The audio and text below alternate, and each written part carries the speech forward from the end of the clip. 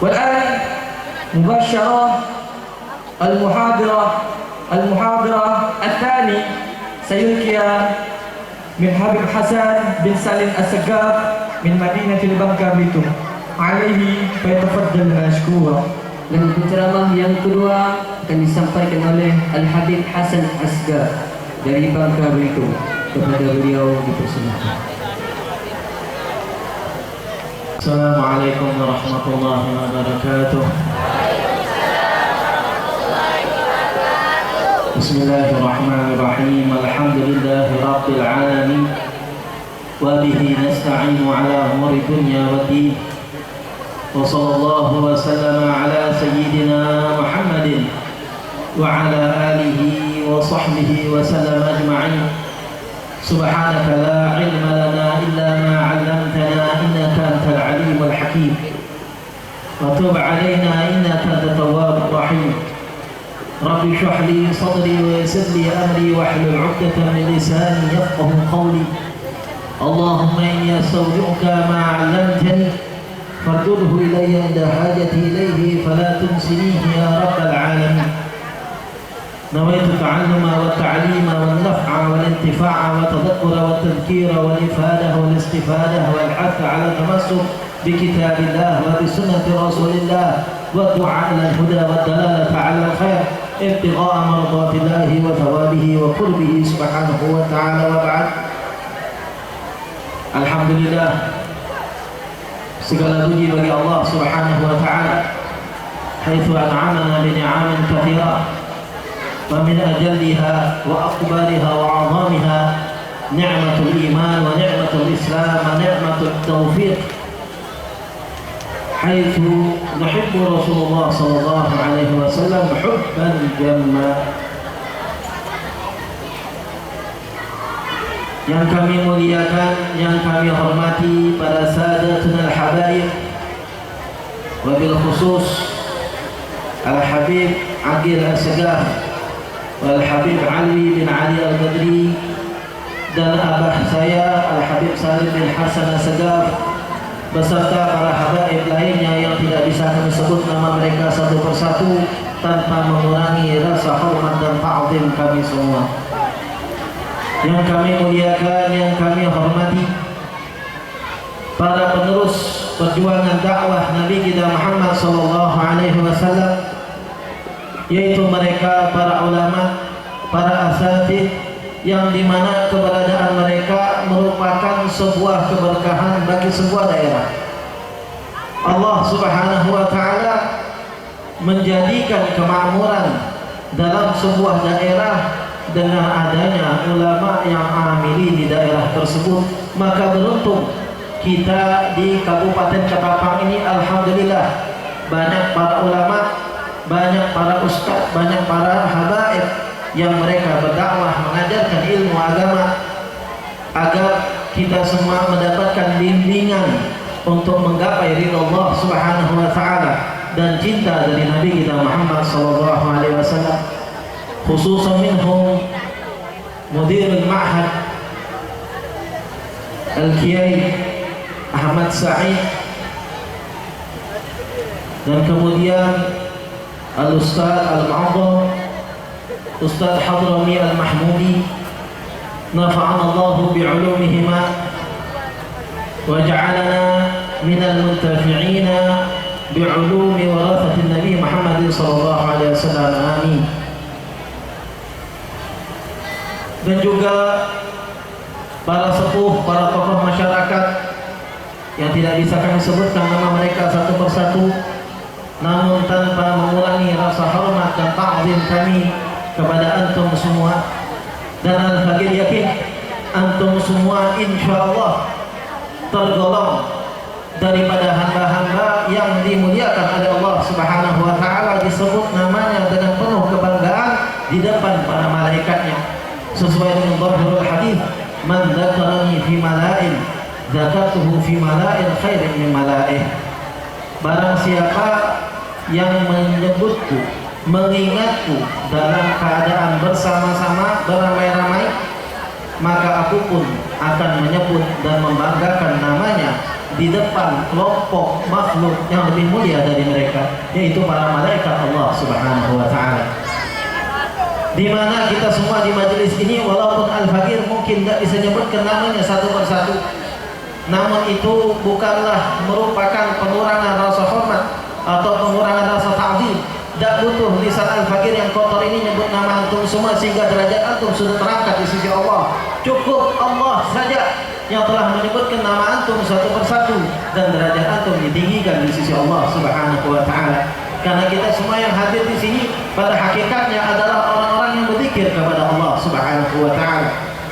Dalam sebuah hadis Nabi kita Muhammad sallallahu alaihi wasallam mengatakan, "La yaq'udu qaumun yadhkuruna Allah 'azza wa jalla illa nazala 'alaihim illa hafathumul malaikah wa nazala 'alaihim rahmah wa ghasyiyat 'alaihim rahmah wa nazala 'alaihim as-sakinah wa dzakarahum Allah fi man 'indah." Tidaklah sebuah kaum duduk dan berkumpul berzikir mengingat Allah Subhanahu wa taala. Jangan hanya dikira zikir itu cuma terbatas pada kalimat tasbih atau pada kalimat la ilaha illallah. Bahkan Sayyidina Abdullah bin Abbas mengatakan, "Adzikru kullu ma dzakaraka Allah Subhanahu wa taala." Zikir yang dimaksud adalah zikir yang bisa mengingat engkau kepada Allah Subhanahu wa taala. Apapun itu, perkara yang mengingatkan kita kepada Allah, itulah masuk kategori zikir dalam hati. Maka termasuk majlis maulid, di mana kita membacakan sejarah kelahiran Nabi kita Muhammad SAW, menyebut nama Nabi kita Muhammad SAW, berselawat kepada Nabi kita Muhammad SAW, memupuk rasa cinta kita kepada Nabi Muhammad SAW. Ini semua adalah rangkaian zikir kepada Allah Subhanahu wa taala. Karena tidaklah seseorang menanamkan kecintaan dalam hatinya tentang Nabi Muhammad SAW kecuali itu adalah tanda keimanan yang sempurna bagi orang tersebut. Karena Nabi Muhammad SAW telah menyebutkan dalam hadis yang sangat terkenal, beliau mengatakan, la yu'minu ahadukum hatta akuna ahabba ilaihi min waladihi wa walidihi wan nasi ajma'in. Tidaklah akan sempurna keimanan seseorang sampai aku lebih ia cintai daripada keluarganya, daripada anaknya, daripada orang tuanya, bahkan daripada semua manusia yang ada di muka bumi. Maka dengan cara memupuk cinta kita kepada Nabi, pada hakikatnya kita sudah melakukan apa yang diisyaratkan Allah Subhanahu wa taala. Qul in kuntum tuhibbunallaha fattabi'uni yuhibbukumullah. Katakan wahai Muhammad kepada umatmu, kalau kalian betul-betul mencinta kepada Allah, maka ikutilah jalanku. Dengan cara itu kau akan dicinta oleh Allah Subhanahu wa taala. Karena dengan perkumpulan seperti ini, pada hakikatnya kita itu sedang memupuk rasa cinta kita. Di mana kalau cinta kita kepada Nabi Muhammad SAW cinta yang sejati, maka sudah barang tentu sebagaimana yang dikatakan oleh syair, in kana hubbuka li Ahmad sadiqan la ata'tahu fa innal muhibba lil muhibbi muti'u. Kalau seandainya cintamu itu cinta sejati kepada Nabi kita Muhammad SAW, maka sudah barang tentu konsekuensinya engkau akan mengikuti ajaran Nabi kita Muhammad SAW. Engkau akan taat terhadap apa yang dibawa oleh Nabi Muhammad SAW, peduli bagaimanapun perintah tersebut, seperti apapun, sesuai atau tidak sesuai dengan adat istiadat kita. Namun ketika itu datang dari Nabi kita Muhammad SAW, kita taat, kita terima, dan kita ikhlas untuk mengamalkannya, karena kita berdasarkan hal tersebut untuk mencari ridha Allah Subhanahu wa taala. Maka dengan memupuk cinta seperti ini, memupuk cinta kita kepada Nabi Muhammad SAW, mendengarkan sejarah kelahirannya, berselawat kepada Nabi, mendengarkan lantunan Al-Quran berkaitan dengan Nabi, pada hakikatnya ini bagian daripada cara kita untuk mencintai Allah Subhanahu wa taala. Kalau sudah cinta kepada Allah, konsekuensinya ikut Nabi Muhammad SAW. Semakin dalam cinta kita kepada Allah dan Rasulnya, semakin kuat kita akan mengamalkan syariat Nabi kita Muhammad SAW. Semakin semangat kita mengikuti syariat Nabi Muhammad, semakin kuat pegangan kita terhadap syariat Nabi Muhammad, sehingga tidak ada peraturan kecuali peraturan Nabi kita Muhammad. Tidak ada sebuah pegangan hidup kecuali apa yang dibawa Nabi kita Muhammad.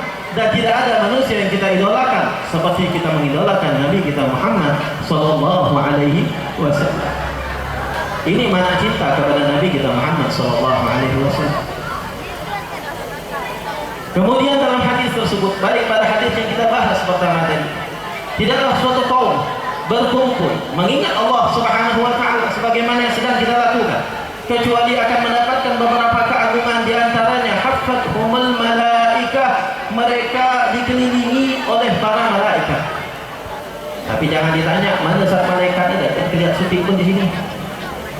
Sengaja dihijab oleh Allah Subhanahu wa taala dari mata kita sebagai bentuk rahmat. Kalau kita ditampakkan, tidak sanggup kita melihat wujud aslinya para malaikat. Nabi kita Muhammad sallallahu alaihi wasallam ini seorang nabi yang matanya suci, hatinya suci, imannya kuat, tidak ada tandingannya. Melihat pertama kali wujud malaikat Jibril alaihissalam, beliau bergetar ketakutan. Kalau kita yang hatinya lemah, matanya kotor, jiwanya tidak bersih, ditampakkan malaikat dengan kita bukan menjadi perbaikan, yang ada kita stres melihat.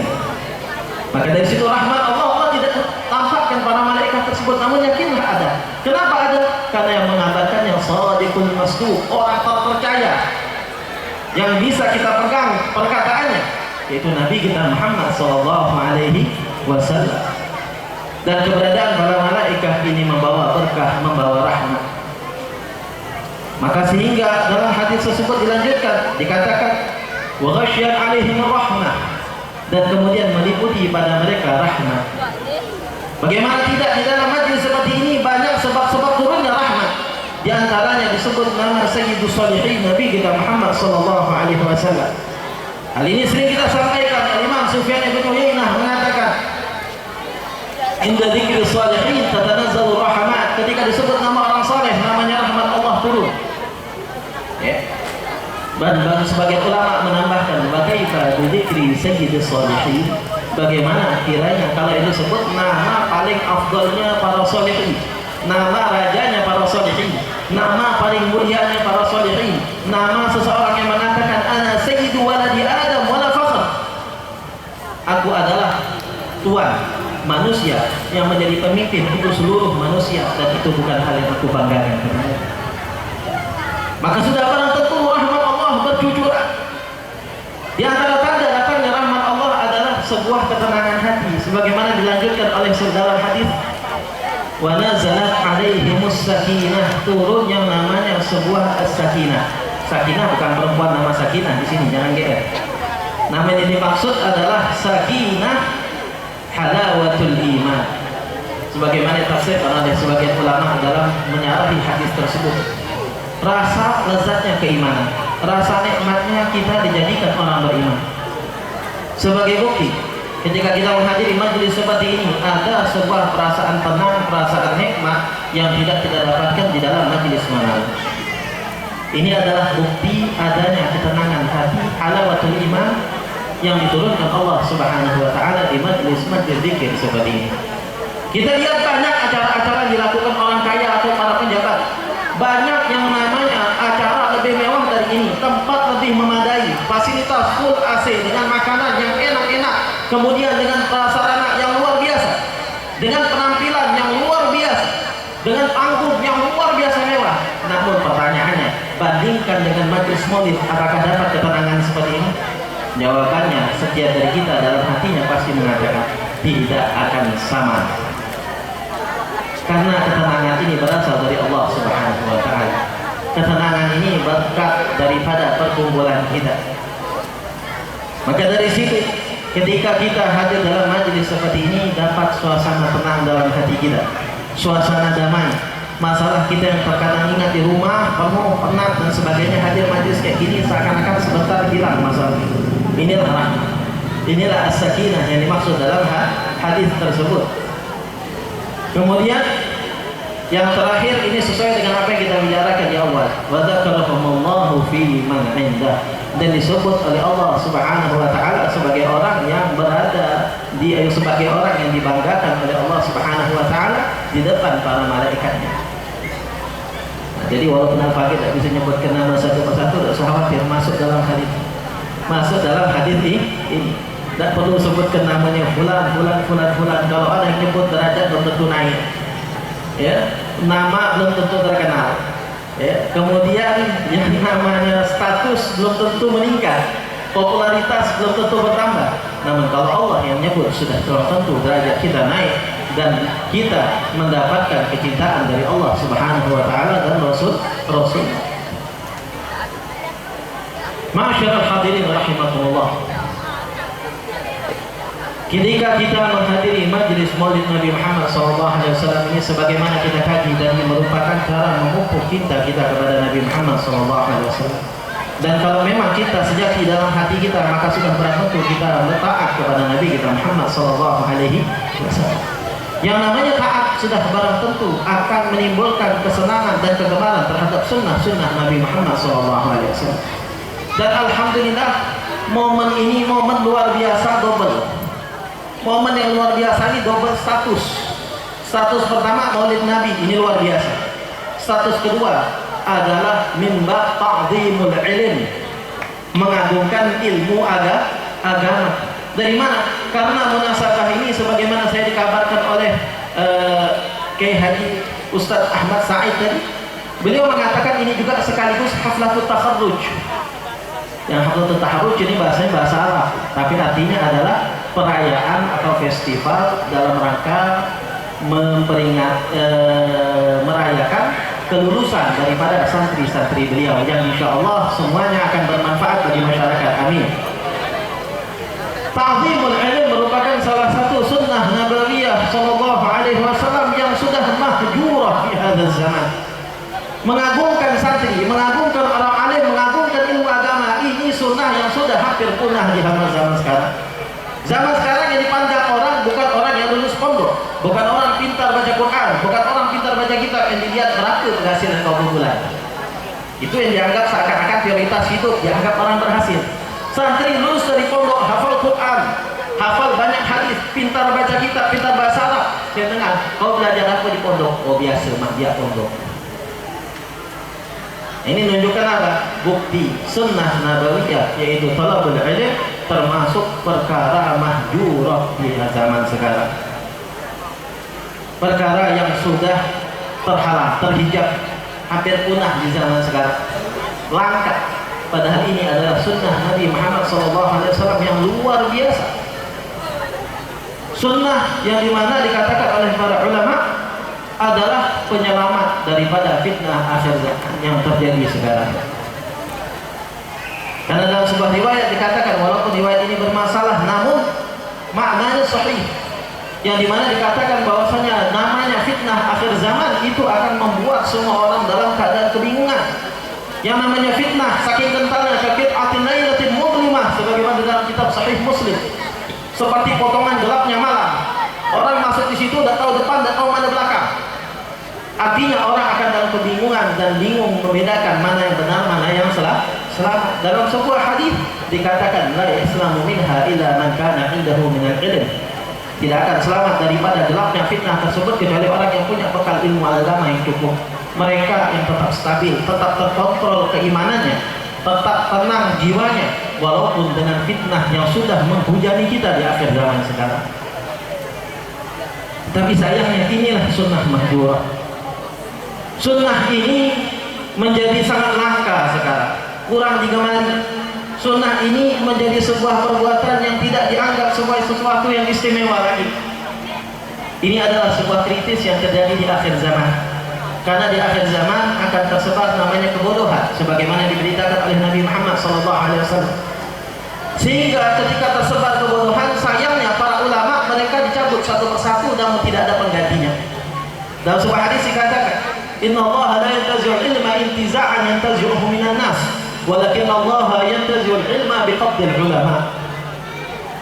Sesungguhnya Rasulullah SAW, Allah Subhanahu wa taala tidak mencabut, mengangkat ilmu agama dari permukaan bumi ini dengan cara tiba-tiba dicabut daripada para ulama. Ulama yang dulu hafal jadi lupa, tidak dengan cara kayak gitu. Namun cara Allah Subhanahu wa taala mengangkat ilmu agama satu persatu dari dunia ini, pertama dengan mematikan para ulama. Setelah para ulama yang lurus, yang sahih, yang luar biasa ilmunya meninggal, penggantinya minim. Pengganti tidak sesempurna dengan yang diganti. Sampai pada tingkatan sebagaimana disebutkan dalam hadis, semua orang akan dipenuhi dengan kebodohan yang pada akhirnya memiliki sebuah fenomena yang sangat unik dan aneh, yaitu apa? Fattakhudhu ru'asa'an juhala.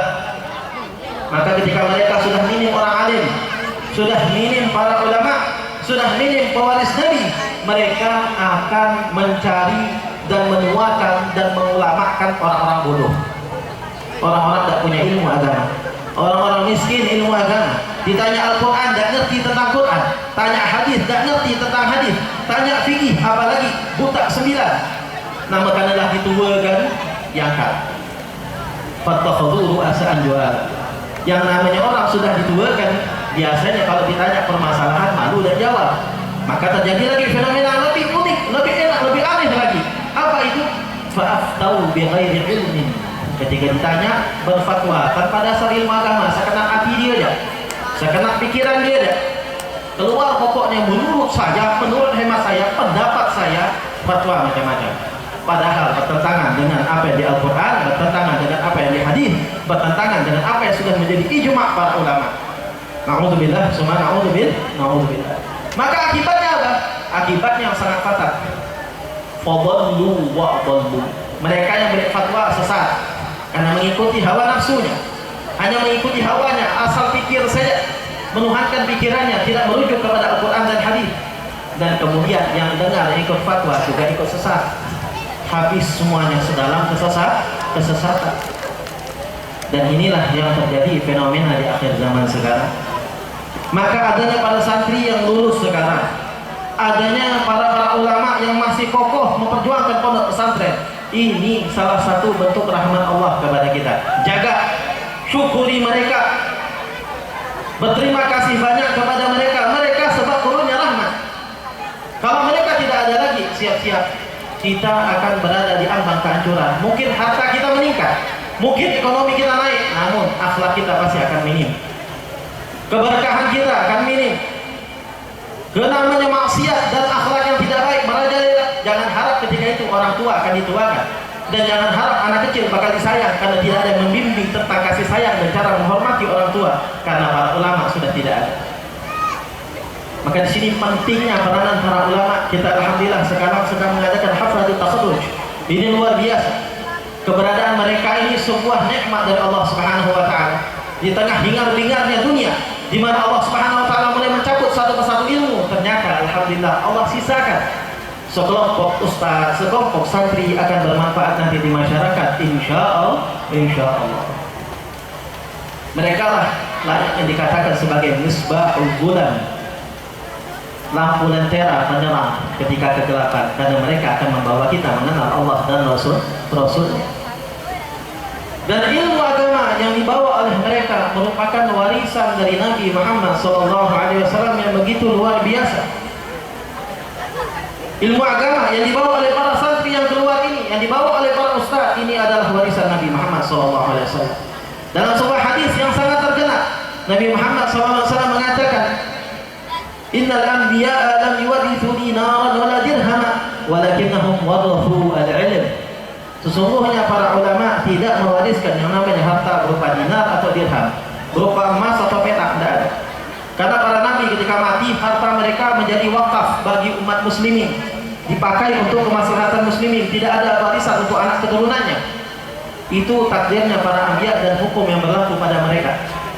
Namun mereka mewariskan satu untuk keturunan dan umatnya. Apa itu? Walakinnahum warathu al-ilm. Mereka mewariskan ilmu agama. Faman akhadahu faqad akhadha bihadhin wafir. Barang siapa yang mengambil ilmu agama tersebut, maka dia sudah mengambil bagian yang terbesar daripada warisan dan peninggalan para nabi, khususnya Nabi kita Muhammad sallallahu alaihi wasallam. Disebutkan dalam kitab Fawaidul Mukhtar sebuah cerita daripada sahabat Ibnu Mas'ud radhiyallahu anhu, Abdullah bin Mas'ud radhiyallahu anhu, di mana suatu ketika Abdullah bin Mas'ud ini ketika beliau masuk masjid, beliau melihat minimnya orang-orang yang mengkaji ilmu agama. Beliau hanya melihat dulu majelis di zaman Nabi Muhammad SAW ketika Nabi menyampaikan wejangannya itu penuh orang-orang yang hadir. Namun ketika di zaman beliau setelah wafatnya Nabi, di zaman setelah wafatnya Nabi Muhammad SAW, beliau mendapati majelis ilmu mulai sepi, mulai gak ada orangnya. Kemana orang-orang? Sibuk dengan urusan dunianya. Maka ketika itu beliau punya inisiatif untuk menyadarkan orang-orang kembali akan pentingnya ilmu agama. Maka beliau kemudian masuk ke pasar dan beliau kemudian berteriak di tengah pasar, "Wailakum ya ahla suq, ente orang pasar ini rugi semua." Kenapa rugi? Inna mirasa Nabi Muhammad sallallahu alaihi wasallam wuzzi'a fil masjid fa antum hahuna yashtagiluna bidunyakum. Sesungguhnya warisan pada Nabi Muhammad sallallahu alaihi wasallam sedang dibagi-bagikan di masjid dan kalian sekarang lagi sibuk dengan urusan dunia kalian di pasar. Maka ketika mendengar warisan Nabi sedang dibagi, orang kalau dengar warisan sudah pasti emas dan berlian, pikirnya kan gitu, minimal harta yang mewah. Mendengar hal tersebut, orang kembali berbondong-bondong menuju menuju masjid. Ketika mereka masuk masjid beramai-ramai, ternyata di situ hanya ada sebagian orang sedang mengkaji ilmu agama. Sebagian orang sedang membaca Al-Quran, sebagian orang tengah sholat. Itu saja mereka dapatkan. Tidak ada spesial uang pun yang dibagikan di tengah masjid. Maka ketika itu mereka marah, merasa kena prank dari sahabat Abdullah bin Mas'ud. Dan mereka ramai-ramai berbondong-bondong mendatangi Abdullah bin Mas'ud, protes karena sudah dibohongi oleh merasa dibohongi oleh Abdullah bin Mas'ud ketika itu. Maka ketika mereka protes kepada Sayyidina Abdullah bin Mas'ud, maka Sayyidina Abdullah bin Mas'ud kembali menjawab. Apa jawaban beliau? "Wailakum ya ahla suq, ala tasma'u qawla Rasulillah sallallahu alaihi wasallam, innal anbiya'a lam yuwarithu dinaran wa la dirhama wa innama warathu al-'ilm." Ente orangnya ahli suq sudah kelewatan, sudah merugi betul. Apakah kalian tidak pernah mendengar sabda Nabi yang mengatakan sesungguhnya para nabi tidak pernah mewariskan harta berupa dinar atau dirham, mereka hanya mewariskan ilmu agama. Maka dari situ sadarlah orang-orang yang sedang sibuk dunianya bahwasanya mereka sudah meninggalkan perkara yang sangat besar yang didatangkan dari Nabi kita Muhammad SAW, yaitu ilmu agama. Maka mari dengan semangat Maulid Nabi ini tingkatkan cinta kita kepada Nabi. Untuk mencapai cinta yang sejati, hendaknya pelajari ilmu warisan Nabi.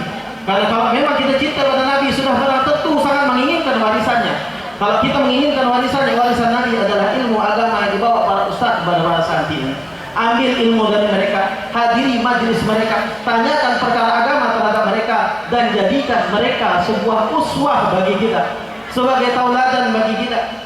Jangan malah kita benci, kita olok, kita protes, kita singkirkan, kita pojokkan dan sebagaimana sering terjadi fenomena kita lihat santri seakan-akan tidak dihargai di masyarakat. Ini sebuah kesalahan yang sangat jauh daripada cinta kepada Nabi kita Muhammad SAW.